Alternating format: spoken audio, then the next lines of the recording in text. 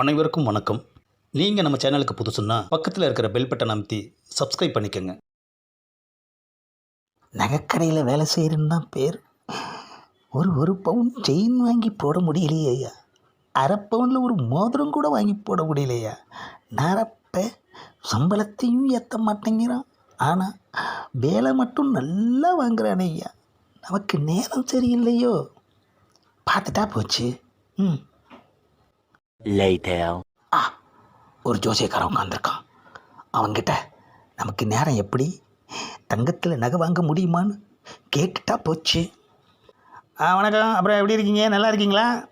ஏயா, முன்ன பின்ன என்னமோ தெரிஞ்ச மாதிரி கூப்பிடுற. கஸ்டமரெல்லாம் அப்படி தாங்க கூப்பிடணும். அது சரி. உங்கள் மனசுக்குள்ளே ஒரு பிரச்சனை ஓடிக்கிட்டே இருக்குது. அது நடக்குமா நடக்காதா அப்படிங்கிற ஒரு குழப்பத்தில் இருக்கீங்க. கரெக்டாக சொல்கிறீங்களே. சரி, கிளியை விட்டு ஒரு சீட் எடுக்க சொல்லுங்கள். அது என்ன சொல்லுதுன்னு பார்ப்போம். கிளி இல்லைங்க, எலி. என்ன அது, எலியா? என்னங்க, எலிக்கெல்லாம் பழக்கி கொடுத்துட்டீங்களா? எலி இன்றைக்கி என்னென்னமோ பண்ணுதுங்க. யோ, எலி என்னையா பண்ணும்? நீ பழக்கி கொடுத்து சீட்டை எடுக்க வச்சுருக்க கிளி மாதிரி. அதை தாண்டி அது வேறு என்ன பண்ணும்? சரி, எடுக்க சொல்லு. அப்பாடா, எலி ஒரு சீட் எடுத்துருச்சு. இன்றைக்கி நமக்கு என்ன வரும்னு பார்ப்போம். சீட்டு பிரகாரம் பார்த்தா நீங்கள் வேலை செய்கிற இடத்துல உங்களுக்கு நிறைய பிரச்சனை இருக்குது. கரெக்டாக சொல்லிட்டியா. நிறைய நகைங்க திருடு போய்கிட்டு இருக்கு. ஆனால் அதை யார் திருடுறா என்ன திருடுறான்னு ஒன்றுமே கண்டுபிடிக்க முடியல.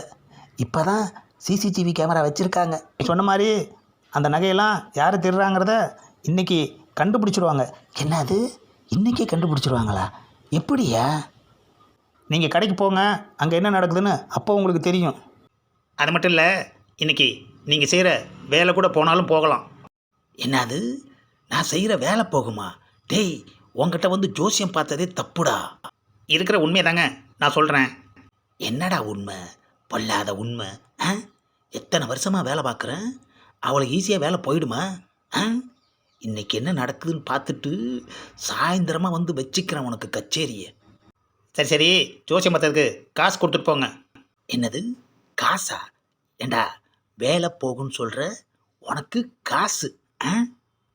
அதெல்லாம் தர முடியாது. என்ன அது, நகையை கண்டுபிடிச்சிருவாங்கன்றான், ஏன் வேலை போயிடுன்றான். ஒன்றுமே புரியலையே. நம்ம என்னையா பண்ணோம்? ஒருவேளை எலி ஜோசியம் பார்த்தது தப்போ? 1 hour later. அப்பாடா, கடைக்கு வந்தாச்சு. என்னது, நமக்கு முன்னாடியே கடையெல்லாம் திறந்துட்டாங்க. முதலாளியை போய் பார்ப்போம். ஆமாம், கடைக்கு வர்ற நேரமாக இது? ஆடி அசைஞ்சு நீட்டி நெளிச்சு வந்துக்கிட்டு இருக்கியா? இல்லை முதலாளி, வர்ற வழியில் எலி ஜோசியம் பார்த்தேன். அதுதான் கொஞ்சம் லேட்டாகிடுச்சு. என்னது, எலி ஜோசியமா? எனக்கும் இதே மாதிரி தான் ஆச்சரியமாக இருந்துச்சு முதலாளி. ஆனால் அதுதான் உண்மை. ஒழுங்காக உழைக்காத, ஜோசியத்தை நம்பு. ஆமாம், உழைச்சா மட்டும் அப்படியே அள்ளி தந்துட போகிறீங்க. என்னது, சிசிடிவி காட்சியெல்லாம் பார்த்துட்டு ஒரே பரபரப்பாக இருக்குது. ஆமாம், நம்ம கடையில் தினம் ஒரு நகை காண போகுதே, யார் எடுத்தாங்கன்னு சிசிடிவியில் ஏதாவது தெரிஞ்சதா? சிசிடிவியை செக் பண்ண வரைக்கும் இப்போ ஒரே ஒரு விஷயம் கண்டுபிடிச்சிருக்கோம் சார். என்னது, கண்டுபிடிச்சிட்டாங்களா? ஜோசியம் சொன்னது பலிச்சிருச்சு ஐயா. ஆமாம், நகையெல்லாம் யார் திருடி இருக்கா சார்? உங்கள் கடையிலேருந்து தினம் ஒரு நகையாக ஒரு எலி தான் திருடிட்டு போயிருக்கு. என்னது, எலி நகையை திருடிட்டு போயிருக்கா? என்னையா சொல்கிற? எலி ஜோசியம் பார்க்குது ஓகே, நகையை திருடுறதுக்கு எமையா ட்ரைனிங் கொடுத்தான்? ஆஹா, வருஷம் பூரா மாடாக உழைக்கிறோம், நம்மளால் ஒரு குண்டுமணி தங்கம் எடுக்க முடியல. ஆனால் ஒரு எலி டெய்லி ஒரு நகையை தூக்கிட்டு போயிருக்க ஐயா. பேசாமல் அந்த எலியாவது நம்ம பிறந்திருக்கலாம். ஆஹா, எலிக்கெல்லாம் திருட கற்றுக் கொடுக்குறான்களே ஐயா. அதுவும் அழகாக திருடுது ஐயா. என்னது, எலி தினம் ஒரு நகையை இழுத்துட்டு போயிருக்கா? இங்கே அந்த சிசிடிவி காட்சியெல்லாம் போடுங்க. ஆஹா, மேலேருந்து எலி வருது. எவ்வளோ பெரிய செயினை இழுக்குது பாரியா. ஆஹா, இழுத்துருச்சு. இழுத்து மேலே கொண்டு போகுதே. போயிடுச்சு. ஆஹா. ஆமாம், எலி நகையை எடுத்த வரைக்கும் தான் தெரியுது. எடுத்த நகையெல்லாம் எங்கே கொண்டு போய் போட்டிருக்கோம்? என்ன அது, நம்மளை ஒரு மாதிரி பார்க்குறான். நீ வரையில் என்ன ஜோசியம் பார்த்தோன்னு சொன்ன? எலி ஜோசியம் பார்த்துட்டு வந்தோம்ப்பா. நீ எலி ஜோசியம் பார்த்துட்டு வந்திருக்க, இங்கே எலி நகையை திருடி இருக்கு. ஏப்பா, நீ ஏன்ப்பா ரெண்டுக்கு முடிச்சு போடுற? ரெண்டையுமே எலி தானே பண்ணியிருக்கு.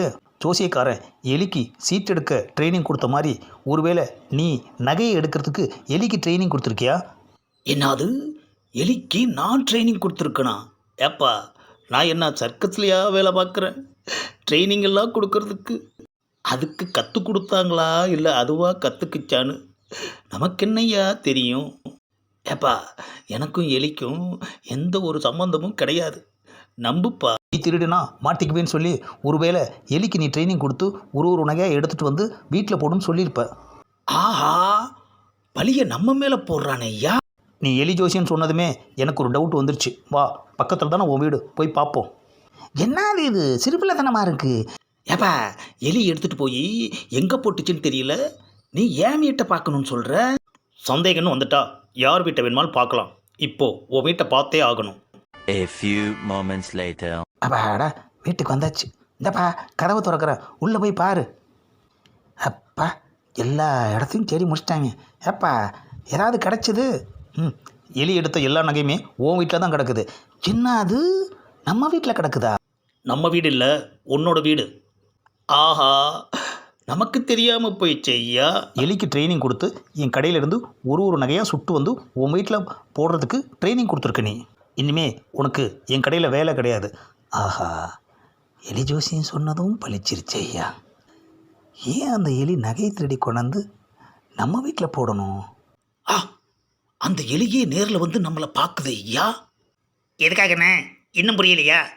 சுந்தரா டிராவல்ஸ்ன்ற படத்தில் என்னெல்லாம் பண்ணி குடும்பப்படுத்தினேன், அதுக்கு ஒன்று பழி வாங்கத்தான் நான் இப்படி பண்ணேன். ஆஹா, அந்த எலி தான் இதுவா? மனுஷங்க தான் நம்மளை பழி வாங்குறாங்கன்னா, எலியும் நகையை கொண்டு வந்து போட்டு நம்மளை பழி வாங்கிருச்சு ஐயா. இந்த உலகத்தில் இனிமே எப்படித்தான் வாழ்கிறதுன்னு ஒன்றுமே புரியலையே ஐயா. நம்ம உசுரை காப்பாற்றிக்கிறதுக்கு பெரிய விஷயம்னா அதை விட பெரிய விஷயமா இருக்குது ஐயா நாம் செய்கிற வேலையை காப்பாற்றிக்கிறது. முதல்ல எலிக்கு தெரியாமல் வீட்டை மாற்றணும். இந்த பதிவை லைக் பண்ணுங்கள், ஷேர் பண்ணுங்கள், மறக்காமல் சப்ஸ்கிரைப் பண்ணுங்கள்.